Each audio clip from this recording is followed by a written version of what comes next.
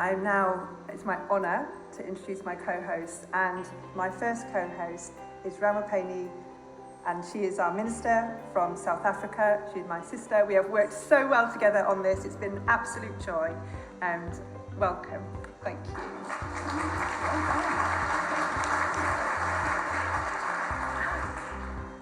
Thank you very much, Baroness. And yesterday we consummated our sisterhood and announced it to the world that we are now sisters. We will continue to do that and live it out. It is not just for the TV and for the people, but it is definitely going to be something that we carry out. Thank you so much for this opportunity. Let me take this opportunity, of course, to acknowledge all the co-hosts that are here, and also all the other ministers that are here, the diplomatic corps, our friends, from business, philanthropists, civil society, people from academia, and all the other multilateral institutions. Ladies and gentlemen, good morning. From my country, I will say Goeiemorgen, Dumelang, and Sanibonani. It is an honor to address this conference at a moment of profound consequence for the international community. Let me express appreciation to our fellow co-hosts, as I've already said, for the collaborative and inclusive approach throughout this process, culminating in the convening of this conference.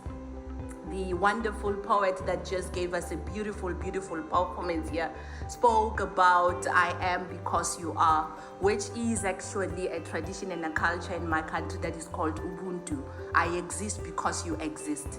It is for this reason that we are really excited to be here as co-hosts and participants in this wonderful conference that is going to set out the reimagination of what development should be about. This conference is timely, happening at a time when the world is confronting complex challenges which are testing the resilience of our economies and institutions, but also credibility of the global cooperation architecture itself.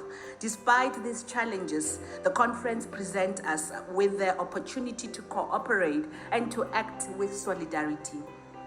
The key message of this conference is very clear. Development partnerships should adapt to fit the times, the current times. Too often, cooperation remains fragmented, externally driven, and insufficiently aligned with national priorities at a local level, and also local realities as well. Many developing countries continue to navigate overlapping initiatives, burdensome financing arrangements, and short-term interventions that do not adequately strengthen domestic capability or support long-term transformation. From the perspective of the Global South, there is a growing and legitimate call for partnerships that are genuinely country-led, development-orientated, and grounded in mutual respect. And I must say, this is what we found when we were planning this, most especially with all the co-hosts that we were having meetings with. They are asking for alignment behind national development plans to support and as well as strengthening public institutions and to financing that would be able to reduce inequality and vulnerability rather than reproducing them. South Africa has consistently advocated for an inclusive and sustainable development agenda through its participation in continental and global forums, including through our G20 presidency, as well as our participation in the African Union. In that regard, there's always room to reform, but also to make the voices of the developing countries heard on a global stage. Over the next 2 days, we have a chance to share our experience, enhance partnerships, devise innovative financing methods, and develop practical alliances that can fast-track the attainment of the Sustainable Development Goals, the Agenda 20, and as well as Agenda 2063, which is of course from the African Union. First of all, we really do believe that we must come up with a clear purpose of why we are here. We believe that development cooperation must be anchored in a shared and explicit commitment to reduce poverty, advance inclusive growth, and addressing the defining global challenges of our time. Clarity of purpose enables alignment, and alignment reduces fragmentation, that would then now be able to strengthen the impact of what we are doing. Last night we had dinner, and at the table, I think it was our partner from the World Bank, and he was giving us an example about the agencies that are operating in countries like Mozambique and DRC. He said you'll find that we've got almost about 250 agencies operating. Approximately, on average, all of them would be spending $800,000. But you would then now find that if we were to actually be able to streamline everything and have something that would be able to be aligned, we would then now be able to have an impact that we can be able to see, but also measure and make sure that the accountability methods are also there. Secondly, we believe that we must reframe partnership itself. Cooperation must be grounded in mutual interest, mutual respect, and mutual accountability. This means moving decisively beyond outdated donor-recipient paradigms towards genuine coalition that reflect shared interdependence. And I think my sister here did reflect on that.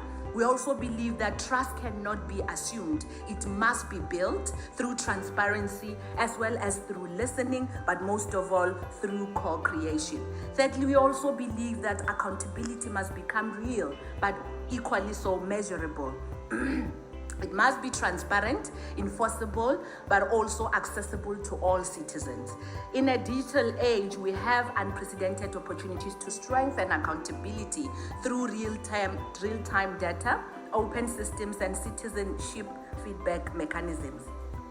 At the same time, we must reduce duplication as well as bureaucracy and move towards a simpler way of doing things that is more coherent in terms of its framework, but also reinforce legitimacy and trust.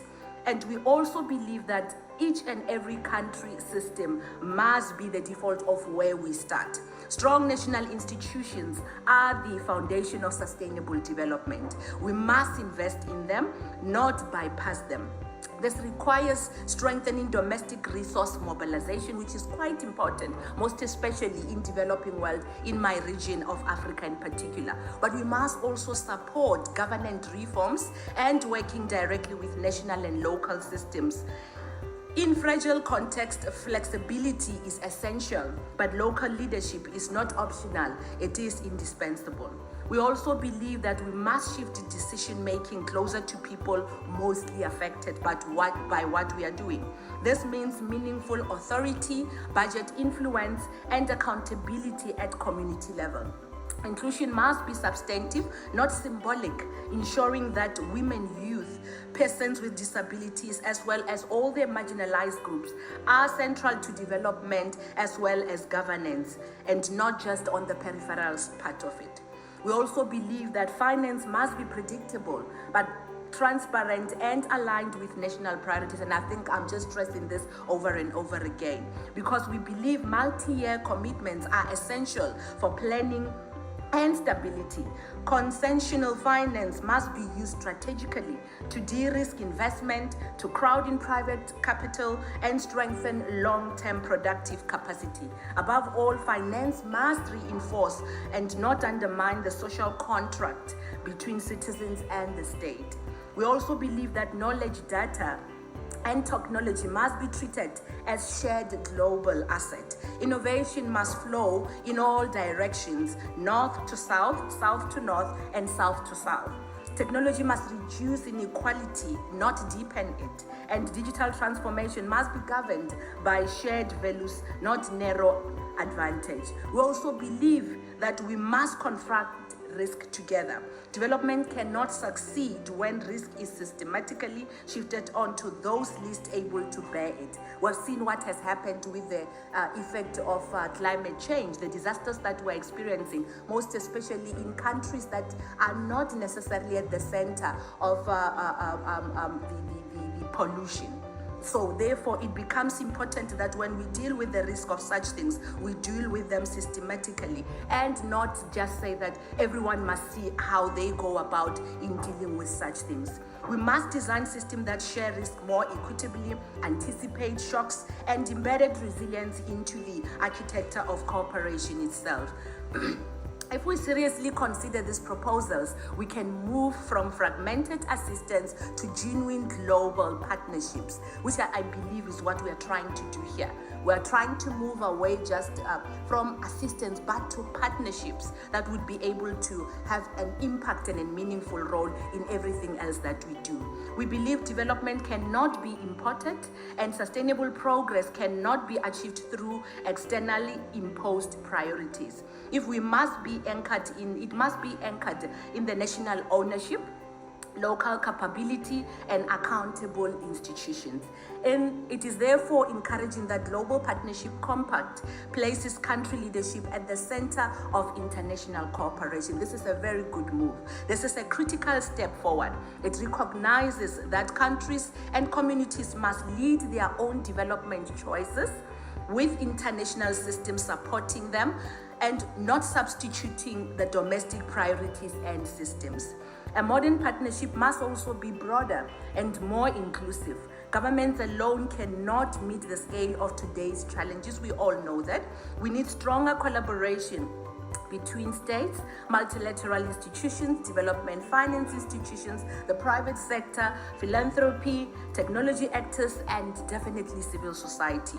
We need partnership that mobilizes domestic and international capacity so that we can be able to have investment as well as skills and innovation that we need in order to strengthen institutional capacity. In the past, we have spoken more about the capacity that countries need so that we can strengthen the capacity of the state to create an enabling environment for all this to be able to strive. And I believe we can be able to do that through this compact. Above all, international cooperation must deliver tangible improvements in people's lives. Citizens expect more than commitment on paper. They expect jobs, they expect energy security, food security, quality education, social protection, resilient infrastructure, and pathways to dignity and opportunities. They expect a development agenda that reduces inequality, builds resilience, but makes sure that we don't leave anybody behind.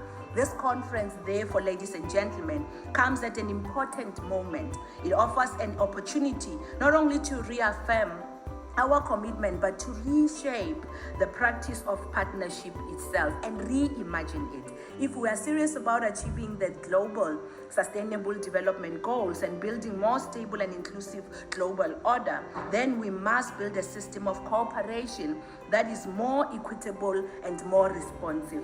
Let this conference mark the beginning of a renewed global compact, one that connects global ambitions with national priorities, strengthen trust between partners, and deliver meaningful results to communities across the world. Thank you very much.